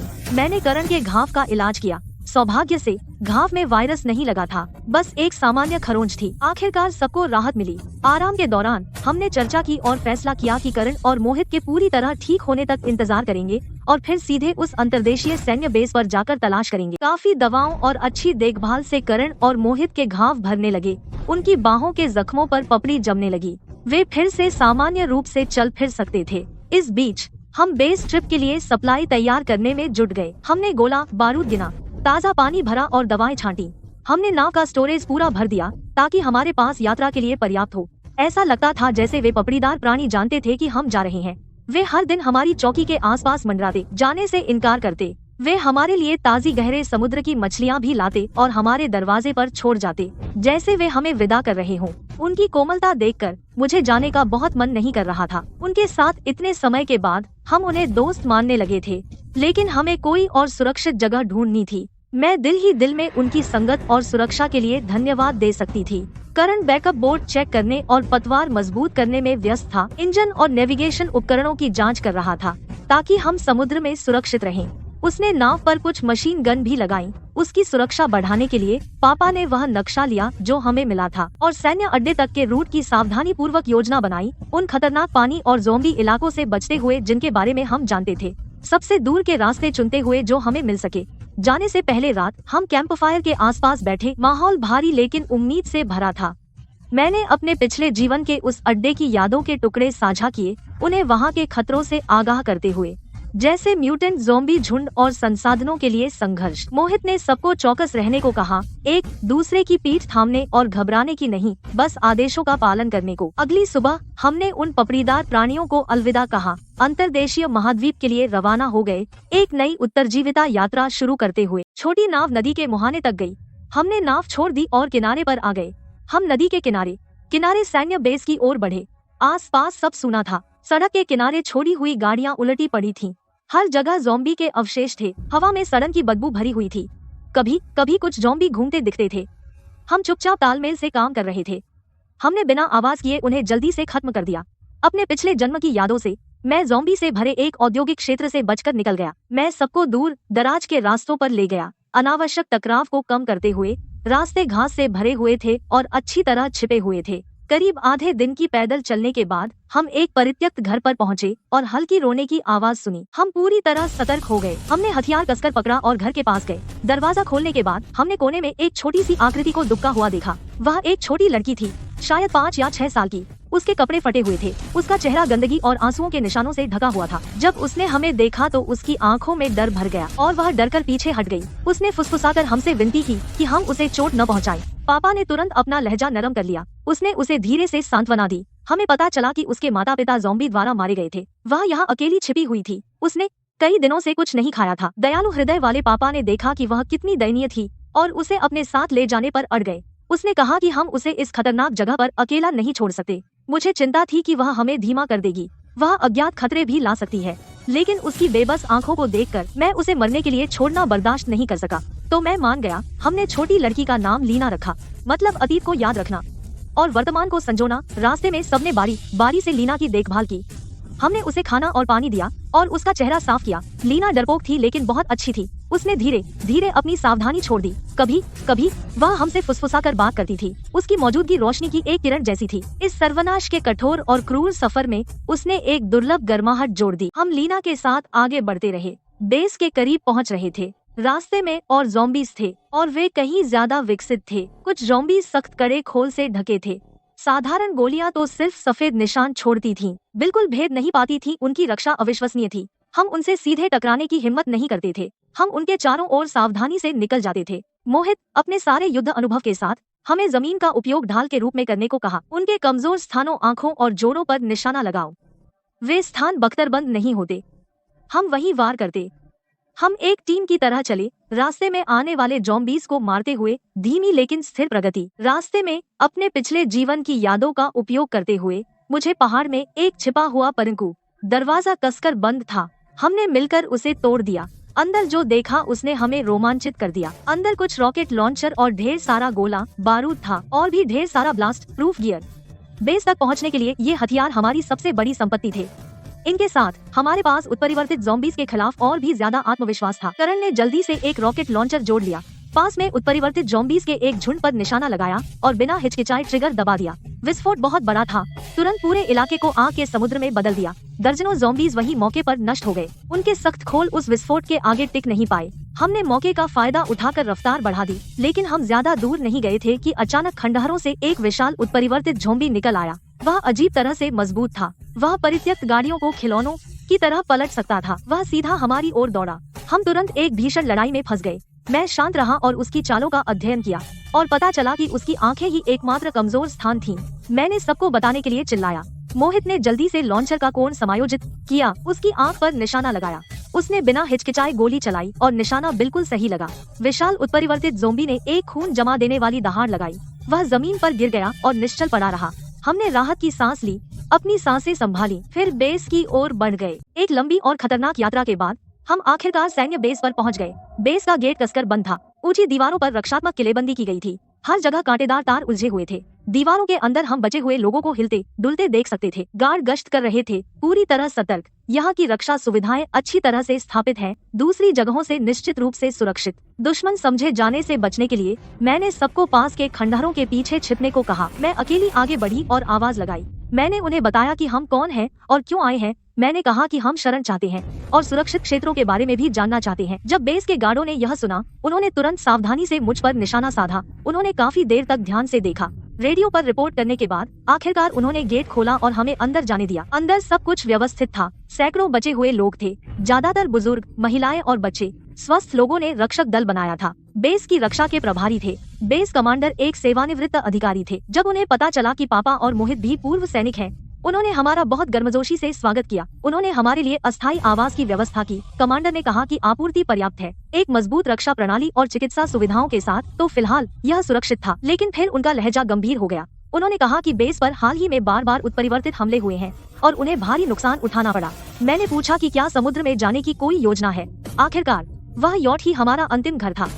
कमांडर ने सिर हिलाया। उन्होंने कहा कि अब समुद्र भी सुरक्षित नहीं है। हाल ही में कई बचे हुए लोगों ने गहरे समुद्र में विशाल अंधेरी आकृतियां देखी हैं, अजीब तरह से चलती हुई, जो विशाल उत्परिवर्तित जीव हो सकते हैं। उनकी ताकत जमीन के उत्परिवर्तित ज़ॉम्बी से कहीं ज्यादा हो सकती है। यह सुनकर मेरा दिल डूब गया। मैंने सोचा था कि समुद्र एक सुरक्षित ठिकाना है, कभी नहीं सोचा था कि वहाँ भी इतना बड़ा खतरा छिपा होगा। फिलहाल मुझे यॉट पर वापस जाने का विचार टालना पड़ा। हम बेस पर आराम करेंगे और देखेंगे कि क्या होता है। हम बस बेस पर बैठे नहीं रहे। हमने रक्षक दल को उत्परिवर्तित हमलों से बचाने में मदद की। करण ने अपने कौशल का उपयोग किया। बेस की रक्षा प्रणाली को अपग्रेड करते हुए उसने चेतावनी प्रणाली और जाल स्थापित किए। उसने कुछ क्षतिग्रस्त रक्षा हथियारों की मरम्मत भी की। इससे बेस की सुरक्षा में काफी सुधार हुआ और रक्षक दल के हताहतों की संख्या कम हुई। जहां तक मेरी बात है, मैंने अपने पिछले जीवन की यादों का उपयोग किया और बेस कमांडर और रक्षक दल को विभिन्न उत्परिवर्तित प्राणियों की कमजोरियों और हमले के तरीकों के बारे में बताया। मैंने उन्हें सिखाया कि विभिन्न प्रकार के उत्परिवर्तियों से कैसे निपटना है, घातक हमलों से कैसे बचना है और अधिक प्रभावी ढंग से लड़ना है। पापा और मोहित ने युवा बचे लोगों को प्रशिक्षित किया। उन्हें बुनियादी युद्ध कौशल और जीवित रहने की जानकारी सिखाते हुए उन्होंने उन्हें आत्मरक्षा सिखाई, क्योंकि सर्वनाश में केवल मजबूत ही बचते हैं। लीना ने बेस पर अन्य बच्चों से दोस्ती की। वह धीरे धीरे अपने माता पिता को खोने के दुख से उबरने लगी। उसके चेहरे पर मुस्कान थी, जो हमने काफी समय बाद देखी। वह हर दिन अपने दोस्तों के साथ खेलती थी, जिससे हमें एक चिंता कम हो गई। बेस पर जीवन सरल था, लेकिन यह गर्मजोशी और जीवंतता से भरा लगता था। एक पल के लिए इसने हमें भुला दिया कि सर्वनाश कितना क्रूर था। लेकिन अच्छे समय कभी नहीं ठहरते। हमारी शांति ज्यादा देर नहीं टिकी। एक दिन बेस के रडार ने अचानक एक तीखा अलार्म बजाया। स्क्रीन पर एक बड़ा चलता हुआ लक्ष्य दिखा जो सीधे बेस की ओर आ रहा था। यह किसी भी उत्परिवर्तित प्राणी से कहीं बड़ा था जिसका हमने सामना किया था। बेस कमांडर गंभीर दिखे और उन्होंने अनुमान लगाया कि यह वही गहरे समुद्र का विशाल उत्परिवर्तित जीव हो सकता है जिसके बारे में बचे लोगों ने बात की थी। यह वास्तव में गहरे समुद्र से जमीन पर आ गया था। एक घातक संकट आने वाला था। विशाल उत्परिवर्तित जीव धीरे धीरे पास आ रहा है। जमीन हल्के से कांपने लगती है। कांपना और तेज हो जाता है। बेस में बचे लोगों में दहशत फैल जाती है। चीख पुकार से माहौल भर जाता है। अफरा तफरी। बेस कमांडर तुरंत बचाव के लिए लोगों को इकट्ठा करता है। वह मुझे, मोहित और बाकियों को महिलाओं, बच्चों और बुजुर्गों को भूमिगत आश्रय में ले जाने का आदेश देता है। वह और उसका रक्षक दल पीछे रहेंगे इस विशाल जानवर से मौत तक लड़ने के लिए। लेकिन मैं सिर हिलाकर प्रस्ताव ठुकरा देती हूँ। मैं बेस कमांडर से कहती हूँ, यह गहरे समुद्र का विशाल जीव समुद्र में पनपता है।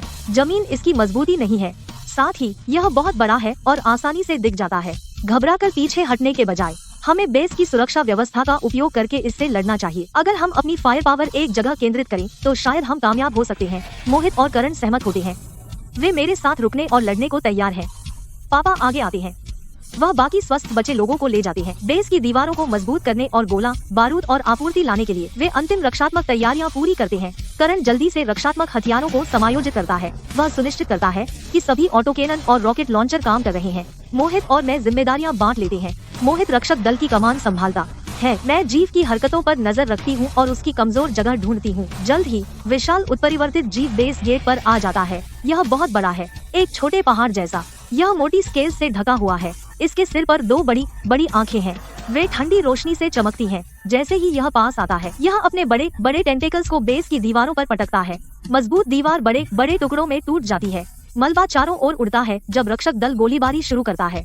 रॉकेट लॉन्चर और ऑटोकेनन आग बरसाते हैं, लेकिन वे जानवर पर केवल मामूली खरोंच छोड़ते हैं, वे इसके हमले को बिल्कुल नहीं रोक पाते। जीव की रक्षा क्षमता हमारी उम्मीद से कहीं ज्यादा मजबूत है। विशाल उत्परिवर्तित जीव के हमले और तेज हो रहे हैं। बेस की सुरक्षा ढहने वाली है। रक्षक दल नीचे है, घायल, चारों ओर चीखें। मनोबल गिर रहा है। मैं देख रही हूँ, डर से दिल धड़क रहा है। मैं दिमाग लगा रही हूँ, क्या मैंने अपने पिछले जन्म में इस विशाल उत्परिवर्तित जीव को देखा है। फिर मुझे याद आता है, इस गहरे समुद्री जानवर की एक घातक कमजोरी है, इसके सिर पर एक उल्टी स्केल। वह इसका सबसे कमजोर स्थान है, लेकिन यह बहुत अच्छी तरह छिपा हुआ है। आमतौर पर मोटी स्केल से ढका रहता है, लगभग असंभव है उजागर करना। मैं तुरंत सबको बताती हूँ। जल्दी से योजना करण, रॉकेट लॉन्चर का एंगल एडजस्ट करो, उसके सिर पर निशाना लगाओ और उल्टी स्केल दिखने का इंतजार करो। मोहित, कुछ रक्षकों के साथ फ्लैंक अटैक करो, उसका ध्यान खींचो और उसे धीमा करो। पापा, घायलों और बचे हुए लोगों की निकासी को कवर करो। बुजुर्गों और बच्चों को सुरक्षित रखो। मैं खुद एक रॉकेट लॉन्चर संभालूंगी। मैं अपनी नजर उसके सिर पर जमाए रखूंगी, सही मौके का इंतजार करूंगी। योजना तैयार, चलो। मोहित रक्षक दल के साथ हमला करता है, उसके अंगों पर एक्सप्लोसिव पैक्स का इस्तेमाल करते हुए उसकी गति को सीमित करने की कोशिश। विशाल जीव क्रोधित हो गया है। यह बहरा कर देने वाली दहाड़ मारता है। यह मोहित और दूसरों पर तंबू लहराता है। ध्यान भटक गया। मैं रॉकेट लॉन्चर को मजबूती से पकड़ती हूँ, उसके सिर को बिना पलक झपकाए घूरती हूँ। पलक झपकाने की गुंजाइश नहीं। आखिरकार जैसे ही वह दहाड़ने के लिए मुंह खोलता है, उसके सिर पर उल्टी स्केल नजर आती है। यह बाकी से अलग रंग का है, हल्का लाल चमक रहा है। अब मैं ट्रिगर खींचती हूँ, कोई हिचक नहीं। रॉकेट सीधे उल्टी स्केल पर लगता है। यह एक तेज चीख निकालता है, इसका शरीर जोर से कांपता है। इसके हमले धीमे हो जाते हैं, हमला कमजोर पड़ जाता है। घायल जानवर और भी खूंखार हो गया। उसने अपने जालों को बेतहाशा पटका, बेस की इमारतों को गिरा दिया। मलबा हर तरफ उड़ गया। कई रक्षक दल के सदस्य चपेट में आ गए और वहीं गिर गए, लेकिन हम पीछे नहीं हटे। हमने अपनी पूरी ताकत से जवाबी हमला किया। करण लगातार रॉकेट दाग रहा था, उसके कमजोर बिंदु पर सीधा निशाना लगा रहा था। हर वार से जानवर दर्द से दहाड़ता था। उसकी हरकतें धीमी और धीमी होती गईं। मोहित ने रक्षक दल को आगे बढ़ने का नेतृत्व किया। उन्होंने उसके अंगों पर विस्फोटक लगा दिए। विस्फोट ने उसके अंगों को चीर दिया। गहरे हरे रंग का खून बह निकला। अब वह मुश्किल से हिल पा रहा था। मैं लगातार रॉकेट लॉन्चर चला रही थी, उसके कमजोर बिंदु पर वार कर रही थी, जख्मों को बड़ा करके उसे थकाने के लिए। लड़ाई के बीच में जानवर ने अचानक अपना मुंह खोला। काले जहर का एक सैलाब निकला, जमीन पर गिरा। तुरंत जमीन में छोटे छोटे गड्ढे बना दिए। कई रक्षक दल के सदस्य बच नहीं पाए और उन पर जहर छिटक गया। वे बेहोश होकर गिर पड़े। स्थिति गंभीर थी। मैंने सभी को सुरक्षित स्थान पर जाने के लिए चिल्लाया। मैंने किसी को एंटीडोट दवाएं लाने भेजा, घायल रक्षकों के इलाज के लिए और हताहतों की संख्या कम रखने के लिए। शुद्ध हिम्मत से हमने लगभग 1 घंटे तक जानवर से लड़ाई लड़ी। जानवर की ताकत कम हो रही थी, वह धीमी गति से चल रहा था। उसकी दहाड़ कमजोर और कमजोर होती गई। उसके जख्मों से खून बहता रहा।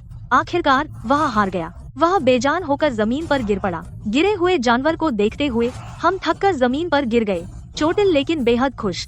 हमने आखिरकार इस घातक संकट को पार कर लिया और बेस और अपने बचे हुए साथियों को बचा लिया। जब संकट खत्म हुआ, सब लोग बेस की सफाई में जुट गए। घायलों का इलाज, मलबा हटाना, गिरे हुए रक्षकों को दफनाना, टूटी इमारतों को ठीक करना। बेस कमांडर हमारी बहुत आभारी थी। उन्होंने सभी बचे हुए लोगों को इकट्ठा किया और सबके सामने हमारी तारीफ की। उन्होंने हमें रुकने के लिए भी कहा। मुख्य रक्षक के रूप में इस जगह की एक साथ रक्षा करने के लिए पापा और मोहित को ललचाया। आखिरकार बेस में भरपूर सप्लाई थी, मजबूत सुरक्षा और ढेर सारे बचे हुए लोग। अब समंदर में भटकना नहीं, सच में बसने के लिए अच्छी जगह लगी। लेकिन मैं चीजों को अलग तरह से देख रही थी। विशाल उत्परिवर्तित जीव संयोग से नहीं आया।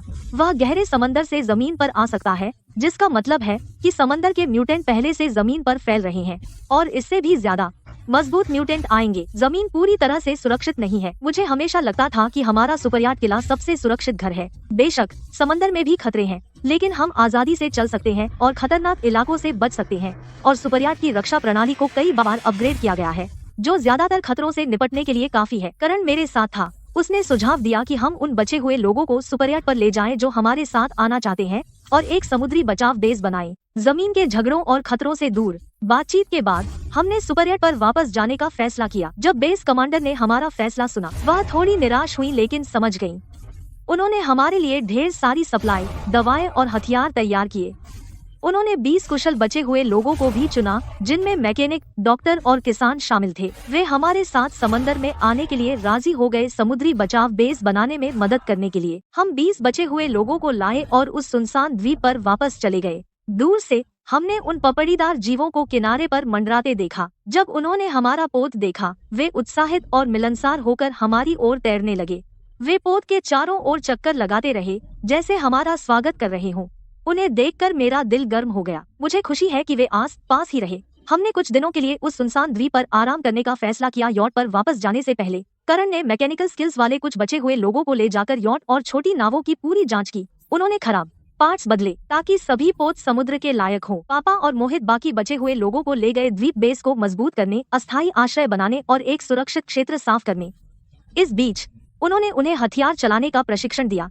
आत्मरक्षा बढ़ाने के लिए मैंने समुद्री उत्तरजीविता योजना को पुनर्व्यवस्थित किया। यॉट की जगह का कुशलतापूर्वक आवंटन किया, इसे रहने, भंडारण, चिकित्सा और रक्षा डिब्बों में बांटा। यह सुनिश्चित किया कि हर क्षेत्र अपना काम करे। इस दौरान मैंने देखा कि कुछ बचे हुए लोग बेचैन थे, सर्वनाश की कठिनाई और संसाधनों के अनुचित वितरण की शिकायत कर रहे थे। कुछ ने गुप्त रूप से आपूर्ति हथियाने की साजिश भी रची, व्यवस्था बिगाड़ने की कोशिश की। यह जानने के बाद मैंने तुरंत सभी बचे हुए लोगों को इकट्ठा किया और उन लोगों को निपटाया जिन्होंने चोरी की साजिश रची थी। मैंने उत्तरजीविता नियम स्पष्ट कर दिए। संसाधन काम के आधार पर बांटे जाते हैं, जितना ज्यादा काम उतना ज्यादा इनाम। हर कोई अपना काम करे और आदेशों का पालन करे। कोई हथियार छिपाना या चोरी नहीं। उल्लंघन करने वालों को निकाल दिया जाएगा। मैंने उनसे कहा कि इस सर्वनाश में केवल एक साथ काम करके और एक दूसरे का सहारा बनकर हम बच सकते हैं। अकेले जाना आत्महत्या है। मेरे रवैये से बचे हुए लोग डर गए और सभी नियमों का पालन करने पर सहमत हो गए। धीरे धीरे व्यवस्था बहाल हो गई। उस द्वीप पर आराम करने के बाद हम कवचधारी प्राणी और 20 बचे हुए लोगों को वापस अपने नौका किले पर ले आए। नौका पर वापस कदम रखते ही वह जानी पहचानी भावना मुझ पर हावी हो गई। अब यही हमारा असली घर है। करण ने नौका की रक्षा प्रणाली को बेहतर बनाने में जुट गया। उसने और ऑटोकेनन और चेतावनी उपकरण लगाए और नौका के चारों ओर पानी के अंदर बारूदी सुरंगें बिछाई, एक पूर्ण रक्षात्मक नेटवर्क बनाते हुए ताकि म्यूटेंट हम पर छिपकर हमला न कर सके। पापा ने आपूर्ति संभाली, एक विस्तृत सूची बनाते हुए भोजन, दवाएं और दैनिक आवश्यकताएं बांट रहे थे, यह सुनिश्चित करते हुए कि हर बचे हुए व्यक्ति को बुनियादी चीजें मिलें। साथ ही बर्बादी से बचने के लिए खपत पर सख्ती से नियंत्रण रख रहे थे। मोहित ने एक गश्ती दल बनाया, कुछ मजबूत बचे हुए लोगों को चुनकर जो हथियारों में माहिर थे, उन्हें नौका के चारों ओर रोजाना गश्त पर ले जाते हुए ज़ॉम्बी और म्यूटेंट की तलाश में नौका को सुरक्षित रखते हुए मैं नियमित बैठकें करती थी, सबकी जरूरतों के बारे में जानकारी लेते हुए, आवश्यकतानुसार उत्तरजीविता योजना में बदलाव करते हुए।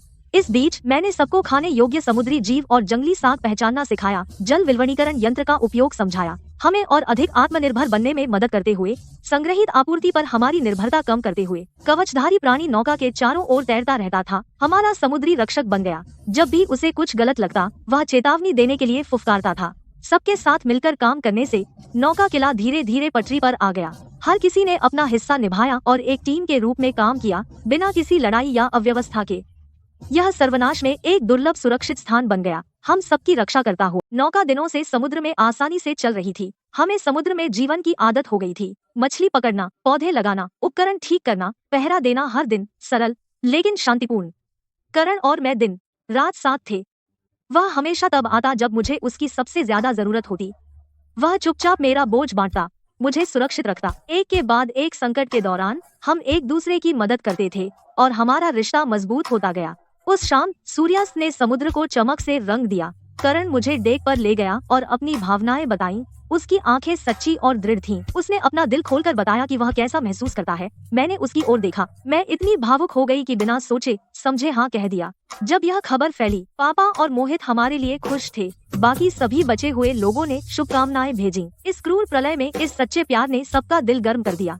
पापा ने देखा कि मैं कितनी खुश हूँ और बहुत राहत महसूस की। वह मोहित के साथ शामियाने के नीचे बैठा, चाय पीते और बातें करते हुए सोच रहा था कि इस जीवन में हम कितने भाग्यशाली हैं। पिछले जीवन में हमें सलोनी ने बेरहमी से मार डाला था। इस जीवन में हम न केवल बच गए बल्कि एक दूसरे की रक्षा भी की। हमें भरोसेमंद साथी मिले और एक सुरक्षित घर बनाया। यह आसान नहीं था, दो कहाँ दो सलनी, लेकिन शांतिपूर्ण दिन कभी लंबे नहीं चलते। जब हम खुशी और सुरक्षा में खोए हुए थे, अचानक नौका के रडार से एक चीखता हुआ अलार्म बजा। शांति को भंग करते हुए करण दौड़कर कॉकपिट में गया। उसका चेहरा गंभीर था और उसने कहा, रडार ने एक बड़ा पानी के नीचे का लक्ष्य पकड़ा है।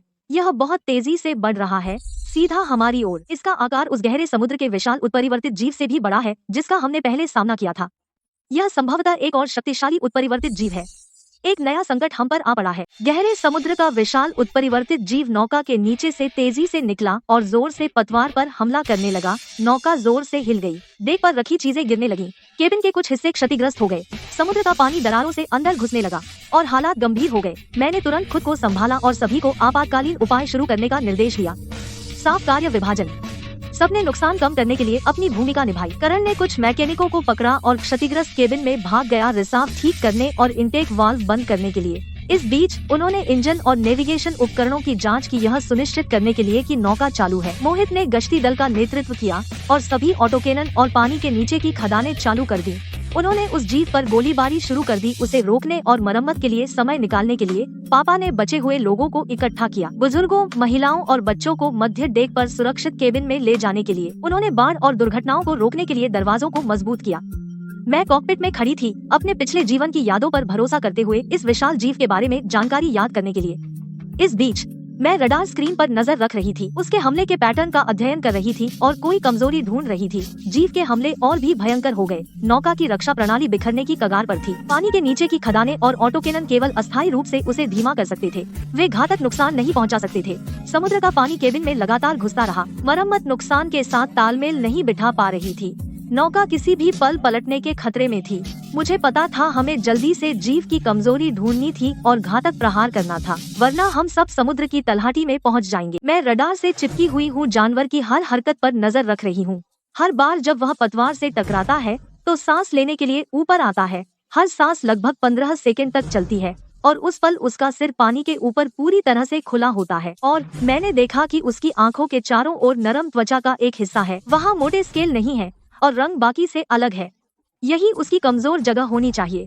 मैं यह बात तुरंत सबको बताती हूँ और एक योजना बनाती हूँ। करण नाव को सटीकता से चलाता है, समुद्री धाराओं का उपयोग करके जानवर को हमारे हमले के क्षेत्र में लाने के लिए उसकी हरकत को सीमित करता है। मोहित गश्ती दल को लेकर लड़ने के लिए तैयार हो जाता है। जब जानवर सांस लेने के लिए ऊपर आता है, सारी गोलाबारी केंद्रित करो उसकी आंखों के चारों ओर की नरम त्वचा पर। पापा बचे हुए लोगों को केबिन को मजबूत करने के लिए व्यवस्थित करते रहते हैं, दरारों को भरने और पानी को कम करने के लिए।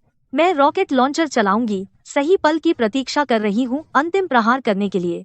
बख्तरबंद जीव भी लड़ाई में शामिल हो जाते हैं, जानवर को घेर लेते हैं, अपने तेज स्केल से उसे खरोंचते हैं, उसका ध्यान भटकाते हैं, हमारे लिए मौके बनाते हैं।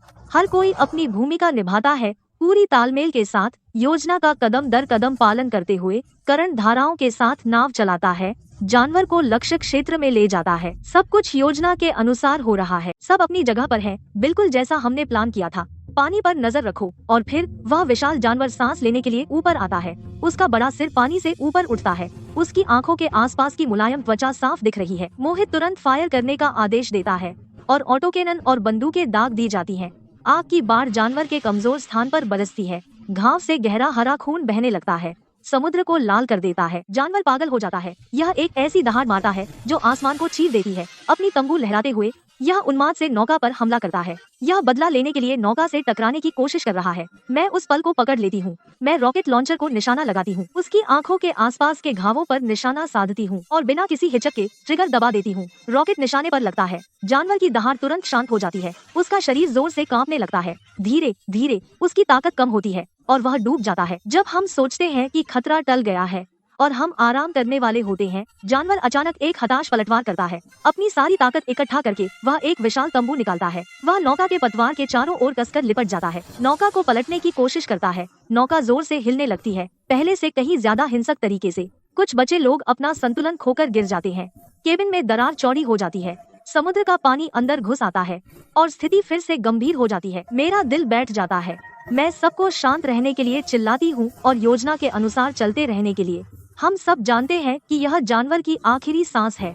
अगर हम छूट गए तो हम हमेशा के लिए सुरक्षित हो जाएंगे। हर कोई अपना पूरा देता है, इस जानलेवा लड़ाई में कूद पड़ते हैं। राक्षस के आखिरी हमले का सामना करते हुए हम जरा भी नहीं घबराए। सबने अपना काम किया, पूरी ताकत लगा दी। मैंने करण को यॉट के मेन इंजन चालू करने का आदेश दिया। पूरी ताकत से तंबुओं से छूटने की कोशिश में इंजन गरज उठे। यॉट आगे बढ़ गई, राक्षस की ताकत के बराबर। मोहित ने पेट्रोलिंग का नेतृत्व किया सारे विस्फोटक उठा लिए, उन्हें जलाकर पतवार के चारों ओर तंबुओं पर फेंक दिया। विस्फोटक फट गए और झटके से राक्षस की पकड़ थोड़ी ढीली हो गई। गहरा हरा खून बह निकला। पापा ने बचे हुए लोगों को ले जाकर केबिन के फिक्सचर को मजबूत किया, फटी जगहों को तख्तों से बंद किया ताकि समंदर का पानी अंदर न आए। उन्होंने घायलों की देखभाल की, सबको सुरक्षित रखा।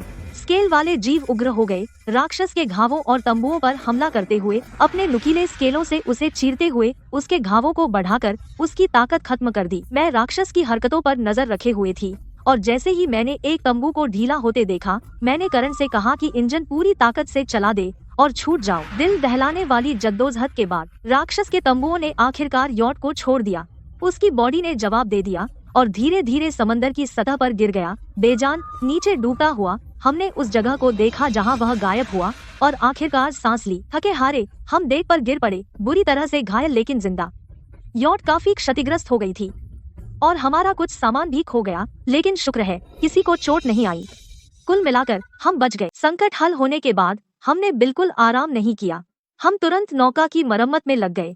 करण ने मैकेनिकों और कुशल बचे लोगों का नेतृत्व किया। नौका के नुकसान का सावधानी पूर्वक निरीक्षण करने के लिए क्षतिग्रस्त केबिन की मरम्मत करना, क्षतिग्रस्त रक्षा उपकरणों को बदलना और पानी के नीचे की खाने और चेतावनी उपकरण फिर से बिछाना। उसी समय हमने इंजन और नेविगेशन उपकरण की मरम्मत की ताकि नौका ठीक से चल सके। पापा और दूसरों ने डेक पर दाग, खून और मलबा साफ किया, आपूर्ति का स्टॉक लिया और गोला, बारूद, दवाओं और भोजन की खपत का हिसाब लगाया। हमने कम आपूर्ति को फिर से भर दिया। समुद्री पानी से भीगी हुई चीजों को सुखाया, नुकसान कम करने के लिए।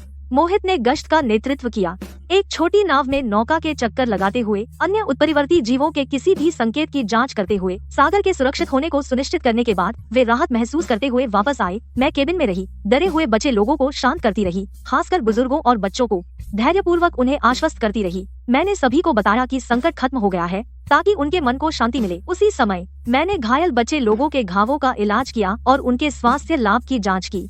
मैंने सुनिश्चित किया कि सभी को उचित देखभाल मिले। वे पपड़ीदार जीव नौका के चारों ओर तैरते रहे, चुपचाप हमारी रक्षा करते हुए, जैसे उन्हें डर हो कि हम फिर से खतरे का सामना कर सकते हैं। दिनों की अथक मेहनत के बाद नौका आखिरकार अपनी पिछली स्थिति में वापस आ गई और इस मरम्मत और उन्नयन के बाद नौका की रक्षा क्षमताएं पहले से अधिक मजबूत थीं। इस संकट के दौरान बचे लोगों ने एक दूसरे का सहयोग किया, एक साथ काम किया और कोई पीछे नहीं हटा। उनका विश्वास और आपसी समझ गहरी हो गई, टीम और अधिक एकजुट हो गई।